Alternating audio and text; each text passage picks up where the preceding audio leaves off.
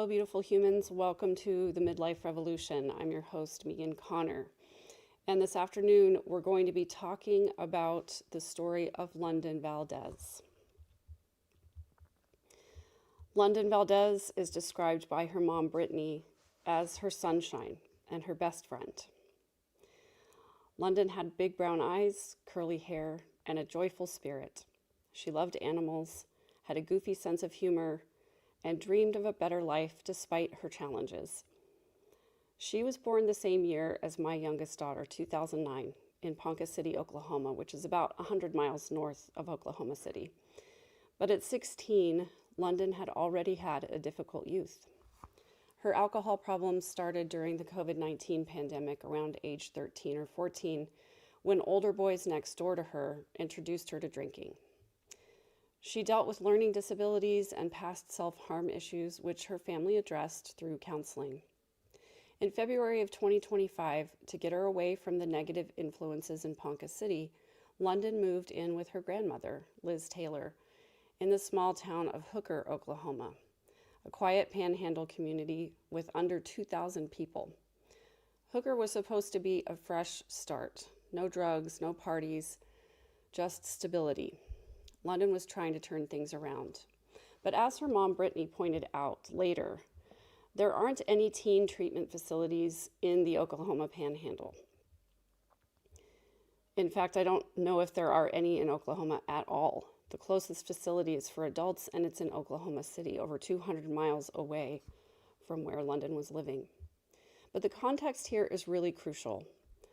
London's troubled label made her invisible to authorities. In rural areas like small town Oklahoma, minorities and kids with issues often get deprioritized. And statistically, missing persons cases involving people of color are less likely to get media attention or resources. So when London went missing on June 5th of 2025, law enforcement wrote her off as just another runaway. There were no big searches. There was no Amber Alert. There seemed to be no sense of urgency among law enforcement. In fact, after questioning the two men last seen with London and last to see London alive, authorities released them with no arrests and no answers. To make matters worse, when London's mother reached out to the district attorney for help, his shocking response seemed to blame London and her family for not keeping her safe. This isn't just a tragic story, it's a glaring example of victim blaming in action. I'm going to break down the full timeline for you, including the autopsy details, the dismissive local news coverage, and the famous, or I should say infamous, email from the district attorney. By the end of the story, I really hope to shed a light on how systemic biases let potential culprits walk free. And I hope the public will have a better understanding of what victim blaming is and how harmful it can be to the process of justice. So let's go ahead and go to the timeline.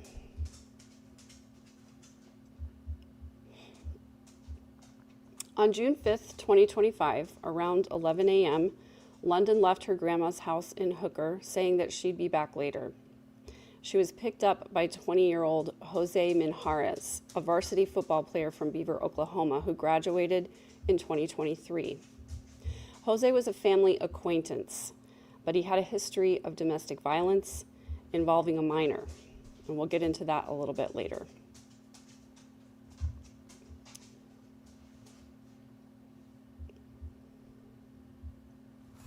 One second, guys.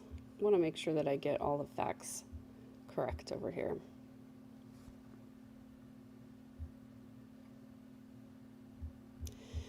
So she was picked up by Jose Minjares, and they headed over to the house of the friend of theirs, Braden Brown. He lived in Beaver, Oklahoma.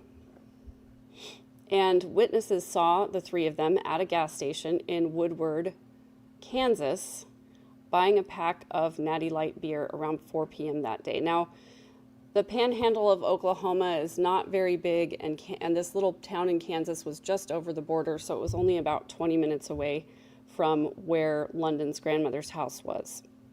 But over the next 2 days, London was with Minharis and Brown. They were both adults, and they both allegedly provided her with alcohol and, as evidence would later suggest, methamphetamine. Cell tower data from OSBI confirms, that's the Oklahoma State Bureau of Investigation, confirmed that London was with these two men. On June 7th, Braden was spotted walking intoxicated along a road near Forgan, Oklahoma. His red truck was stuck in the mud, and a sheriff's deputy, Jason Johnston, picked him up, but didn't make any connection to London being missing because at that time she'd been reported missing, but there was no Amber Alert that went out. So the sheriff's deputy did not conduct a sobriety test, did not question him, didn't even ask who he had been with that night, as far as we know. So London's family reported her missing on June 6th to the Texas County Dispatch, which that's where her grandmother lived, in Texas County, which is where Hooker was. Then formally on June 7th, they spoke with the Hooker police chief, Scott Hedrick. But here's where the deprioritization kicks in. Hedrick treated it as a, quote, troubled teen runaway situation, which means there was little investigation and the report wasn't considered urgent. On June 13th, London's mother, Brittany, shared a post on Facebook. It said, quote, "Dear family and friends, I am heartbroken to announce that London has been located and has gone to be with the Lord." She says, "I'm grateful for the prayers, support, love, and assistance of Oklahoma and Kansas provided my daughter London, me, and my family. I kindly request that you allow my family and me time to mourn before inquiring about the circumstances. We are currently overcome with grief."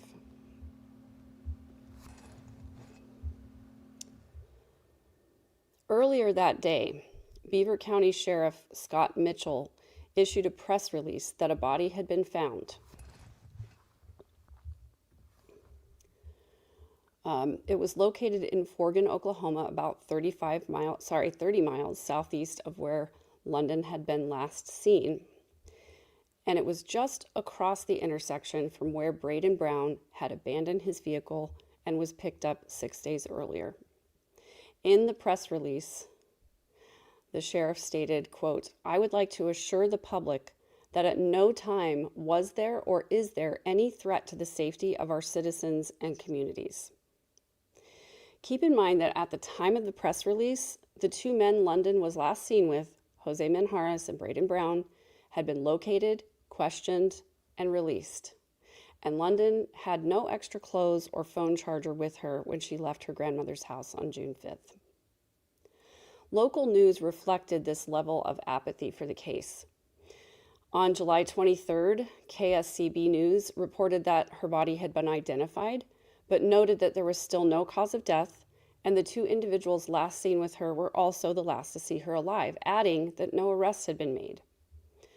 On August 29th, ABC7 in Amarillo reported that the OSBI was still awaiting an autopsy report and noted that there were, quote, "no obvious signs of foul play," downplaying that there was even any potential criminality involved. The Woodward News said on September 26 that the investigation was, quote, "ongoing," but also quoted Hedrick minimally, with no urgency. All these reports felt dismissive, painting London as a statistic rather than a victim who deserves justice. On June 11th, Jose Minharis was taken to the police station for questioning.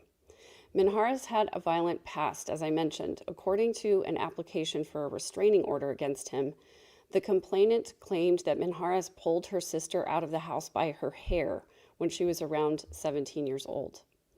But despite his past, and despite the fact that he was one of the last to see London alive, after 2.5 hours of questioning, Minharis was released. And that's when finally OSBI got involved. The next day, June 12th, London's body was found 3 miles outside Forgan on a dirt road in early decomposition. When she went missing, she was wearing a gray sports bra, a blue lace tank top, gray boxer briefs, and red plaid underwear, and Minharis's red hoodie. But when she was found, her clothes and shoes were piled nearby, separate from her body. The scene was regraded the day after, meaning that the gravel was all combed over, potentially destroying evidence like tire tracks. London's mother, Brittany Valdez, finally did receive a copy of the medical examiner's report, but not until September 11th, 90 days after London was found. It revealed acute methamphetamine toxicity plus hyperthermia as the causes of death, and the manner of death was ruled an accident. But the levels of methamphetamine in London's system were staggering, 14 micrograms per gram in her liver, which is 3 to 10 times the typical overdose amount. Furthermore, there were no track marks or burns detected on her skin or body anywhere, suggesting that the methamphetamine was ingested, not smoked.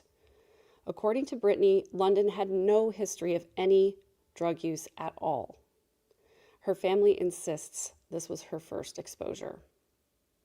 So, in an effort to get justice for her daughter, Brittany compiled a 14-page document with evidence, and on September 12th, she sent everything she had to the district attorney, George Buddy Leach, demanding that he file charges like distribution to a minor and harboring a runaway, manslaughter, and felony murder. Leach's response shocked everyone involved. His email was tone-deaf and infuriating. But first, let's read what Brittany wrote. It's going to take me a second to get this pulled up.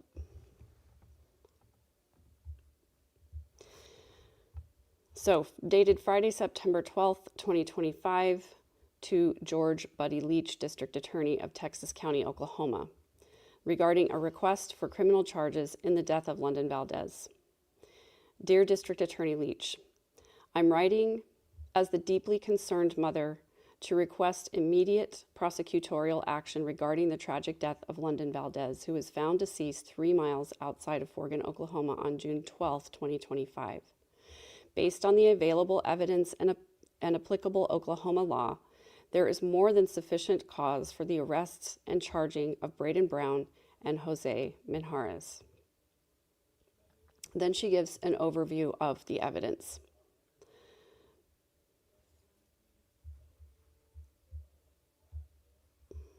Give me 1 second.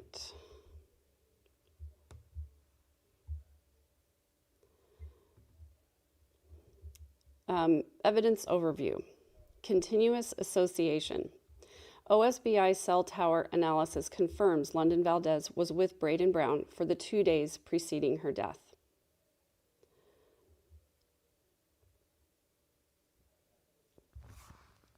Drug use and intoxication. Brown was seen by community witnesses who called the police and reported he was a suspicious male under the influence, and also reported him to be in the same area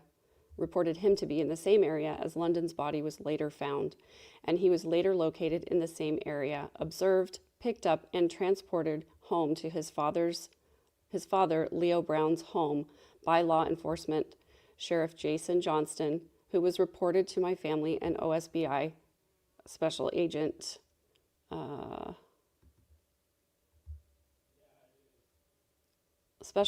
Beck that Brown was heavily under the influence, had, quote, high-centered his truck on the muddy road, and had no license to drive that same night of June 7th. The toxicology report later confirmed London had 14 micrograms per gram of methamphetamine in her liver, which is 3 to 10 times higher than most recorded meth overdoses. Acute methamphetamine toxicity compounded by hyperthermia as the cause of London Valdez's death, according to the ME report. I want to note that means she took a large amount in a short amount of time. Further research shows that in order for her liver levels to be that high 5 to 6 days after death, the only viable way it got into her system was through ingestion. Science says that the human body would shut down before it got to that amount if she were to have tried to smoke the amount that would have put her tox screen that high. Plus, the ME report showed no signs in her esophagus or lungs consistent with large amounts of meth inhalation, and no signs of needle use or track marks. London was not a methamphetamine user, and at 16 years old, she would not have chosen to swallow meth for entertainment. With the reports given to us of Braden Brown calling his family and friends and claiming he was being chased by agents in a high-speed chase, and him admitting that he swallowed a bunch of meth before getting out of the vehicle and running because he was paranoid, it is easy to come to the conclusion that Braden coerced London into also swallowing the lethal amount that killed her. Then she goes to witness testimony. At least one witness has reported overhearing Braden Brown and Jose Minjarez discussing using drugs to incapacitate women in order to commit sexual acts, specifically referencing the victim, which we have audio recording of the witness telling us this and have given it to Special Agent Beck several months ago. Then she goes to harboring and transport. Minjarez picked up London Valdez from her home in Hooker, Oklahoma, and over the course of 2 days, never returned her. Minjarez's vehicle was used by Brown to transport Valdez to the location where she was abandoned and later found dead. Then she goes to the applicable Oklahoma law. 1. Distribution of controlled dangerous substances to a minor, and then she cites the law reference. Brown's admitted meth use with London Valdez's toxicology results and her resulting death support this charge. I skipped over one part, sorry.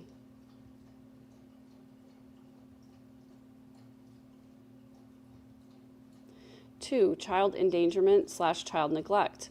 Both Brown and Minjarez placed Valdez in life-threatening conditions by supplying drugs, harboring her, and abandoning her. 3, contributing to the delinquency of a minor. Both men facilitated her unlawful drug use and absence from home. 4, unlawful harboring of a runaway. Minjarez unlawfully kept Valdez from her home and failed to notify her guardians or authorities. 5, first-degree manslaughter. The death of London Valdez occurred during the commission of unlawful acts, drug distribution, child endangerment, or harboring a runaway. 6, felony murder. Brown's distribution of meth or using meth with a minor which directly caused her death satisfies the elements of felony murder. 7, sexual exploitation / attempted SA by administration of drugs. Witness testimony indicates intent to incapacitate Valdez through drugs for sexual purposes, which constitutes an additional criminal offense. And then finally, a request for action. The evidence establishes a clear chain of criminal conduct by Braden Brown and Jose Minjarez that led directly to the death of London Valdez. These acts were not only unlawful, but they also showed a depraved disregard for human life. I respectfully urge your office to file charges promptly against both Brown and Minjarez under the above statutes. Take the necessary steps to ensure that witnesses are interviewed and protected. Communicate to the community that this case is being pursued vigorously and without delay. The community and London's family deserve justice. The law is clear, the evidence is strong, and the time for accountability is long overdue. Thank you for your attention to this urgent matter. I have a lot of respect for London's mom putting all of that together and sending it to the district attorney. I'm really proud of her for doing that and grateful that she did that. Unfortunately, the response from the district attorney was ridiculous, absolutely ridiculous. And we'll get to that right here.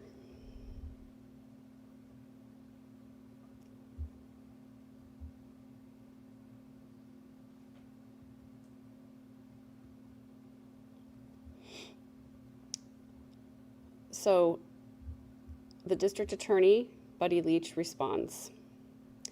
The OSBI is currently investigating this case. He says investigation, but he means investigating. When their investigation concludes, I will receive a prosecutorial that reflects the evidence that has been discovered. I will staff the case with them and receive their recommendations. In the meantime, my office will continue to assist the OSBI with appropriate court documents, which will allow them to retrieve additional evidence. 2 of my assistants and I went to Beaver County and met the OSBI and an investigator from the medical examiner's office when London was found. I've also received a report from the medical examiner's office. Other than that, I have not received any further information regarding this case. If you have additional information regarding this case, please contact the OSBI and provide them with that information for them to follow up on the same and include it in their prosecutorial. I am hoping for answers to the following questions. This is where it gets ridiculous.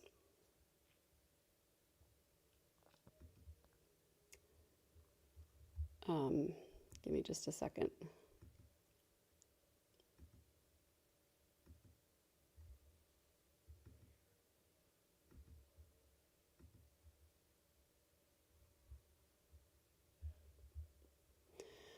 Okay, so this is the rest of this email. I'm hoping for answers to the following questions. Why was London not safe at home? Was law enforcement called pursuant to a report that she was a runaway? What action did law enforcement take to find her? How long had she been doing methamphetamine, and what efforts had been taken to get her in treatment? Who supplied her with the methamphetamine that killed her? Who left her alone, and under what circumstances? Why was her disappearance not reported earlier? If you have information that would help provide the answers to these questions, please contact the OSBI.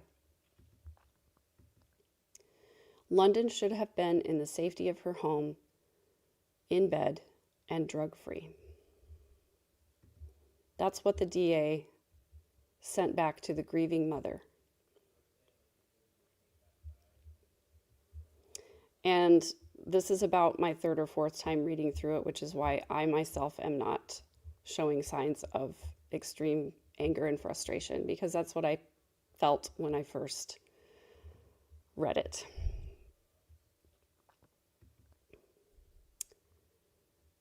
He goes on to finish and say, though I will not be able to share the specifics of the investigation, once I've received the prosecutorial and staffed the matter with the OSBI, I would welcome the opportunity to meet with you before any charging decisions are made. So,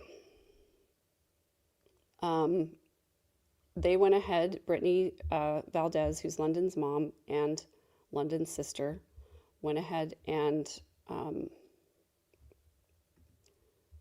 fired off a response.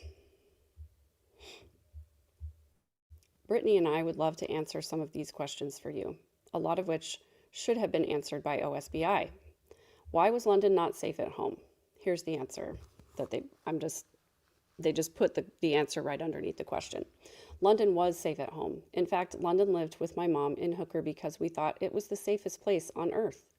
London dealt with some alcohol use when she lived in Ponca City, and it was getting her in trouble in Ponca and at school. So we all worked together with OJA and decided it would be better for her to spend some time in Hooker. Was law enforcement called pursuant to a report that she was a runaway? London was called in to Hooker Police Chief Scott Hedrick and reported that she had not returned home on Friday by my mother, Liz Taylor. We were in constant communication with her, and she continued to tell us through text that she was coming back. My mom then called Hooker Police Chief Scott Hedrick on June 7th in the morning, and he never showed up. So my mom called Texas County Sheriff, and they called and made Scott Hedrick come and take a report. He had to be forced to go to the home to take a report because he never called them back.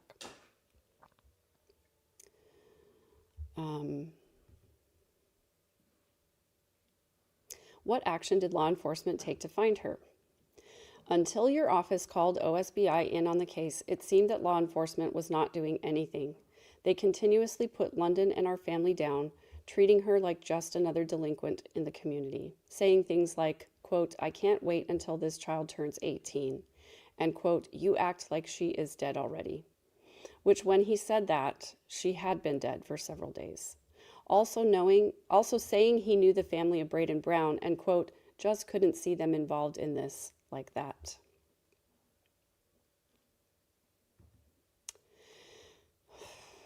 How long had she been doing methamphetamine, and what efforts had been taken to get her in treatment? London had never used methamphetamine before. If you look in Oklahoma, there are 0 treatment rehabs for teenagers dealing with any substance abuse or addiction issues. We know because we tried to get her help for her alcohol use, and there was nowhere to turn. Who supplied her with the methamphetamine that killed her? Braden Brown and Jose Minjares were the last 2 men with her the morning she ended up dead, and then allegedly Jose allowed Braden to take his dad's red truck and take London with him. We have audio recordings of Jose telling us that when Braden high-centered the truck on that dirt road where London was later found, that he was, quote, "on a sick one," meaning he was high on a drug trip. Jose also said Braden was hallucinating, saying the police were chasing him on a high-speed chase. Braden Brown himself and his mom, Jody Creamer, even admitted to us through text that he had been drinking with London and that he, quote, "ate a bunch of the meth himself before jumping out of the car and running from the scene where he allegedly high-centered the truck because he, quote, "didn't want to get in trouble for being dumb." Who left her alone and under what circumstances? I'm not sure if you're meaning at the location where she was later found, or if you're asking about another time, but if you're meaning at the scene of where she was found, then that would be Braden Brown. He was the only one with her, and let me remind you, he was an adult, and he was driving Jose's dad's vehicle that Jose told him to drive. Why was her disappearance not reported earlier? As I stated above, London's disappearance was reported first on Friday the 6th and then again on Saturday the 7th, according to her grandmother, Lee Taylor. We never once thought London would just never come home. We tried to give her the benefit of the doubt that she would return like she was saying she would. And your comment saying that London should have been in the safety of her home and drug-free is absolutely true. However, we did everything we could to keep her at home. In fact, her probation officer had just prematurely removed her ankle monitor that she had on her ankle just a few days before she left on the 5th of June. London had a safe home. London was a 16-year-old teen girl who snuck out and wanted to go hang out with some older, cool boys. But that does not mean she should have had to die. And London would have been drug-free if adults would not have supplied her with the alcohol that she had been supplied with and that we had been reporting to law enforcement for years, and the drugs that ultimately killed her. And more teens could get drug and alcohol free if Oklahoma had any resources for drug and alcohol treatment rehabs for teens. Brittany is a children's counselor, so she was working with her practice to gain insight into avenues for her daughter, and there just were none. So I was reading that from a video that was aired on Joe Schmo's channel early in September, where he's been reporting on this case and speaking with the family of London Valdez. I've linked that video in the description below, as well as the link to the change.org petition that Brittany then posted after her request to the district attorney was met with so much indifference. And I will share that change.org with you. It's actually right here. There are only 1,200 signatures on this petition. I have linked it below, but there may be a change coming, so just wait for a moment before you go to that link. So let me just read to you what the petition currently says. Our family is grieving the tragic death of London Valdez, a 16-year-old minor who died with higher than lethal levels of methamphetamine in her system and left 3 miles outside of Forgan, Oklahoma on a dirt road, June 7th, 2025. We are calling for full accountability under Oklahoma law for any adults whose actions contributed to her death. Specifically, we call on law enforcement and the district attorneys in Texas County, Beaver County, and Woodward County to arrest and charge Braden Brown and Jose Minjarez with the evidence that shows they furnished or facilitated controlled substances to London or used controlled substances with her, knowingly and willingly aided in her state as a runaway, and to pursue all applicable charges under Oklahoma law. We make this request as a grieving family seeking accountability. We understand arrests and charges must be based on evidence and probable cause, and we ask authorities to act accordingly. What Oklahoma law says: supplying drugs to minors is a felony for an adult to use or solicit a person under 18 to distribute or dispense controlled substances, or to dispense controlled substances to a person under 18. Penalties include lengthy prison terms. First-degree murder when a death results from drug distribution. A person commits first-degree murder when a human being is killed during or when the death results from the unlawful distributing or dispensing of controlled dangerous substances. Punishment for first-degree murder in Oklahoma is death, life without parole, or life in prison. Contributing to the delinquency of a minor involving minor drug crimes. Oklahoma law prohibits knowingly or willfully causing, aiding, abetting, or encouraging a minor to become delinquent, a runaway, or to participate in drug-related crimes. These offenses carry serious penalties and can be applied alongside other charges. Our request to authorities is 1. Immediately complete and confirm a full investigation into London's death, including all the evidence supplied to you by the family and by tracing the source of the methamphetamine that killed her. 2. Seek arrest warrants and file charges against Braden Brown and Jose Minjarez with the evidence supplied to you that establishes probable cause that they've furnished, dispensed, or facilitated controlled substances to London or used controlled substances with her, and her death resulted from such conduct. And then she lists the laws there. 3, provide transparent communication with London's family and the communities of Texas County, Beaver County, and Woodward County about the investigative steps taken and charges pursued. No family should lose a child to illegal drugs. When adults supply or use dangerous controlled substances with minors and a child dies, Oklahoma law requires strong consequences. Applying the law fairly and consistently honors London's life and helps prevent more families from experiencing this pain. And then she lists that they're addressing the Texas County Sheriff's Office and District Attorney George Buddy Leach III. He is the same Sheriff's Office and District Attorney, same District Attorney for Beaver County, and then the Woodward County Sheriff's Office and District Attorney Angela Marcy, and the Oklahoma State Bureau of Investigation, or the OSBI, Ryan Beck. And then it says what you can do is sign and share this petition to demand accountability under Oklahoma law, contact the sheriff's offices and district attorneys and urge them to pursue justice. And then there is a list of the decision makers. And then Brittany leaves a lovely tribute to London here that says, quote, "My daughter London was more than amazing. She was my sunshine, my best friend, my baby girl with the most beautiful brown eyes and curls. At 16, she had a spirit that was full of love, laughter, and dreams. She deserved so much more life than what was taken from her. As her mother, I can tell you she was pure joy to everyone who knew her, and losing her has left a hole that can never be filled. I fight for justice because London's life mattered, and she deserves to be remembered, not just for how she left this world, but for how incredible she was while she was here." There's another lovely tribute left by a friend of London, Brianna, who says, quote, "Even though London and I weren't the closest of friends, I still care deeply about them and feel their loss just as strongly as those who knew them better. London was the kind of person whose presence touched people in ways that went beyond how much time you spent together. They carried a light and energy that left an impression on anyone who crossed paths with them, including me. Sometimes caring about someone doesn't come from years of closeness, but from recognizing their kindness, their character, and the way they made the world a little brighter simply by being in it. Losing London is a reminder that every life has meaning and value, and that even those we weren't closest to can leave a lasting impact on our hearts."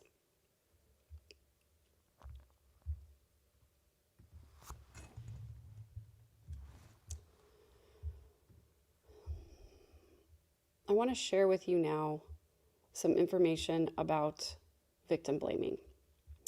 Victim blaming is the act of holding a victim partially or fully responsible for the harm or abuse or the crime that they experienced, often by questioning their actions or character instead of focusing on the perpetrator. We hear this all the time in SA cases when someone's first response to a victim coming forward should be to say, "I believe you, tell me more about what happened." But instead, many times law enforcement or even family and friends will ask the victim what they were wearing or what they said or did to provoke the attack. In other cases, particularly when there's any controversy involved or when a perpetrator is a well-liked public figure, the victim's character is called into question, implying that they got what they deserved or that they wouldn't have been victimized if they were a better person. In London's case, it's my opinion that officials were dismissive because they believed she was a troubled teen runaway who overdosed on meth and there was no foul play involved.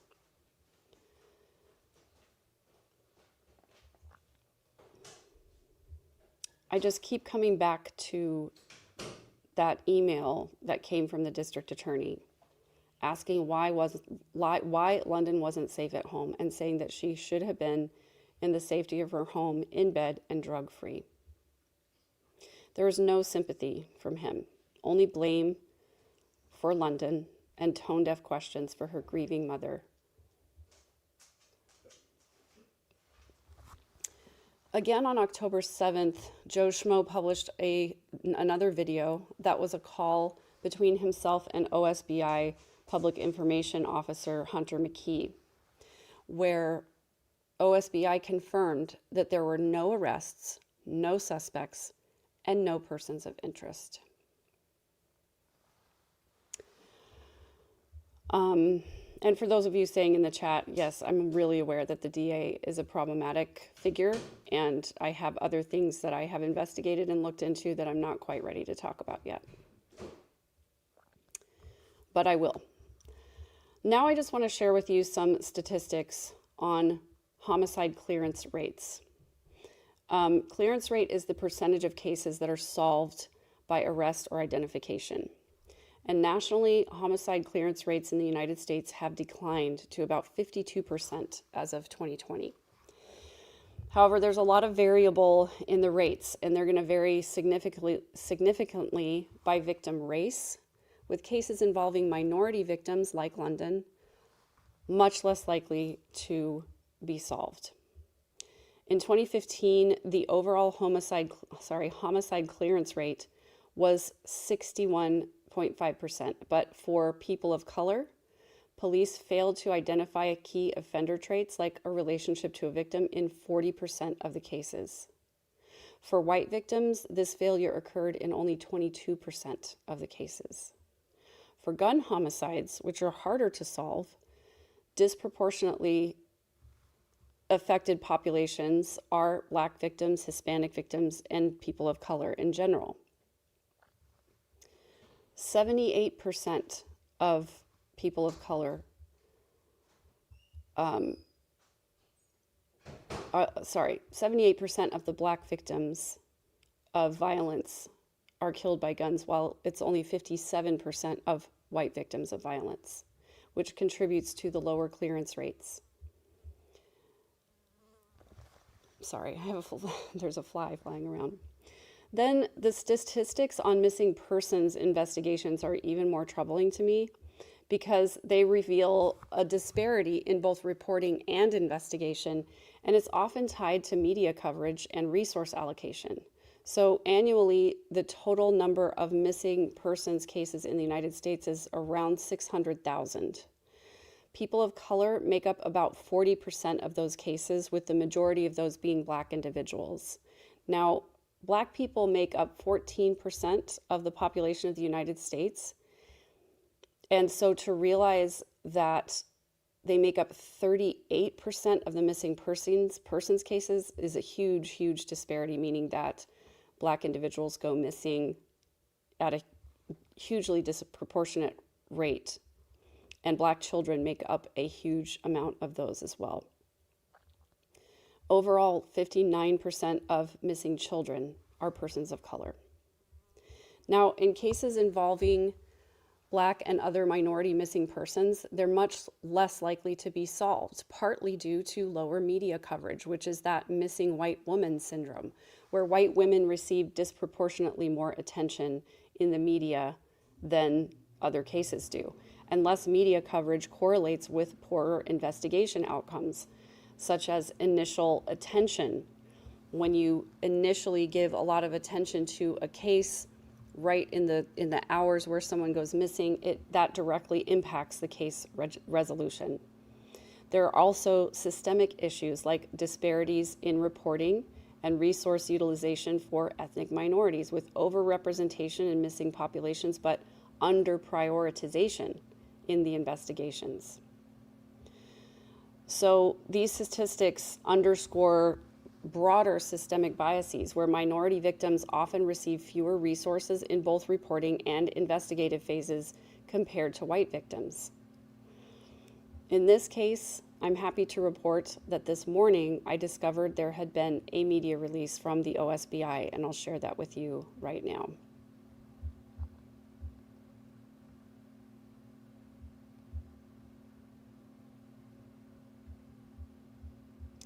This is from the Oklahoma State Bureau of Investigation Facebook page. It says, man charged following Beaver County suspicious death, for immediate release October 31st, 2025. Beaver County, Oklahoma. On June 12th, 2025, the Beaver County Sheriff's Office requested the Oklahoma State Bureau of Investigation to investigate a suspicious death. Earlier that day, deputies responded to a rural location near County Road NS 135 and County Road EW 9 regarding a deceased individual. The victim was transported to the office of the chief medical examiner, who identified the individual as 16-year-old female from Hooker, Oklahoma. The victim's cause and manner of death was determined to be acute methamphetamine toxicity compounded by hyperthermia. During their investigation, OSBI special agents determined that the victim was traveling with 19-year-old Braden Brown a few days before her death. Investigators spoke to Brown and learned that while traveling with the victim, he was intoxicated on methamphetamine. Brown was driving the vehicle and got stuck on a dirt road just north of the intersection where the victim was found deceased. Brown then exited the vehicle and fled the scene. That was the last time the female victim was seen alive. Based on the information and evidence obtained, Brown was charged with second-degree murder by the District 1 District Attorney's Office on October 30th, 2025. Brown was already booked into the Beaver County Jail on unrelated charges. This is still an ongoing investigation. The OSBI appreciates the Beaver County Sheriff's Office for their continued assistance with this investigation.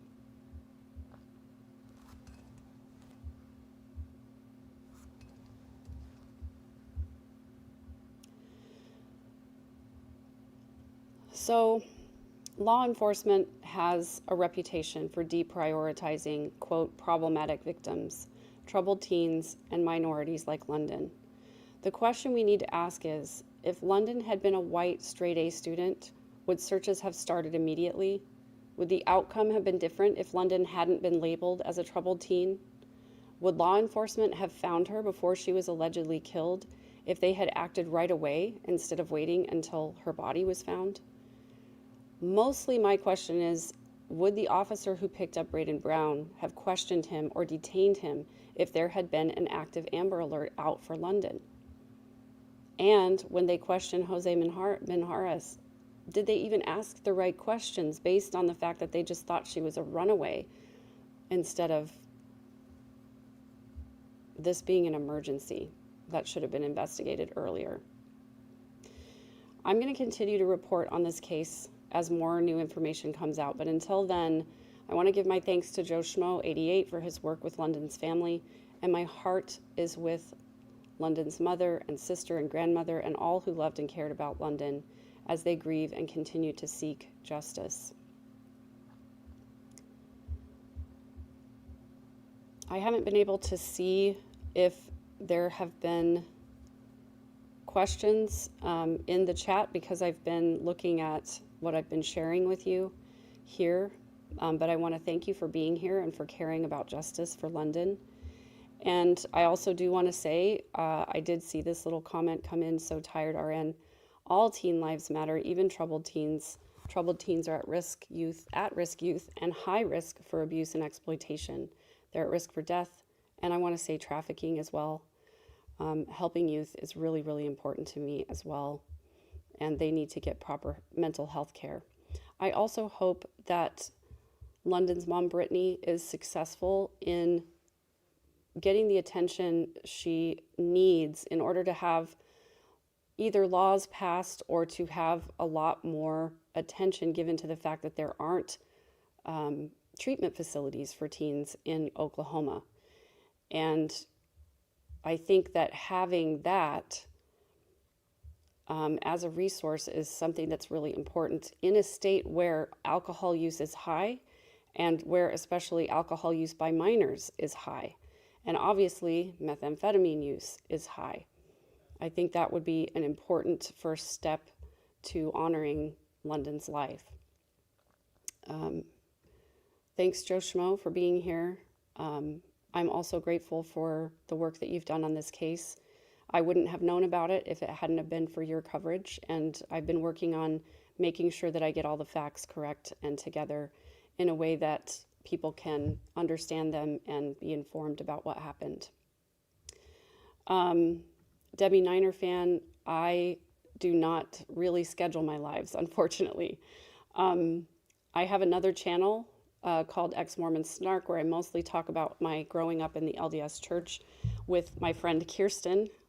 And we go live every Monday night, and we have episodes every Thursday. As far as this channel goes, I go live anytime I'm ready with a case, and I'm going to try to be more regular about posting episodes once a week. So as I get that schedule solidified, I'm going to be posting about it on my channel so that you'll know about it. And I'm going to try to be more consistent with the exact times that I do it. I used to say I was going to do True Crime Tuesday, and then Tuesdays got way too busy for me. So that'll be coming up. Thanks, Robin Higginbottom, for being here. Thanks to all of you who are members. I really appreciate your support. I also do have a Patreon where I do bonus content. And I appreciate those of you who support me over there as well.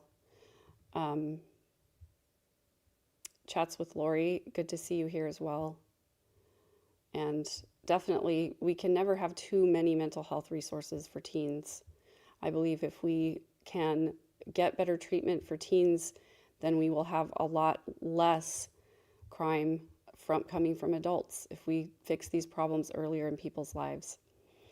Yes, my other secret channel that I definitely don't ever advertise or talk about. Hey there, Latter Daily Digest. Glad you could join us from Bangkok. I saw Diamond Dave in the chat earlier. Good to have some international representation here. And I know many of you are not from the United States, and I appreciate you being here and your support for the channel. MB, good to see you as well. Having teens is the worst parenting experience ever. It certainly has changed. I do have to say, you know, I've been a parent for a very long time now, for 30 years, 31 years. And parenting teenagers was very different when my older kids were teenagers than it is now that I have a 16 and a 19-year-old still here at home with me. And I've had to change a lot of the ways that I've parented over the years. And I've made a ton of mistakes. And I tell that to my kids all the time, that I'm still learning how to be a good mom. Because not only has parenting changed, the world has changed, but also my kids are obviously all very different from each other. And what worked with one kid did not ever work with the other one. And my heart goes out to London's mom and grandma, because I know how difficult the struggle is when you're dealing with a teen that has mental health issues, because I've been through that as well. So thank you so much for being here. Again, everybody, please stay tuned as I report more on this case.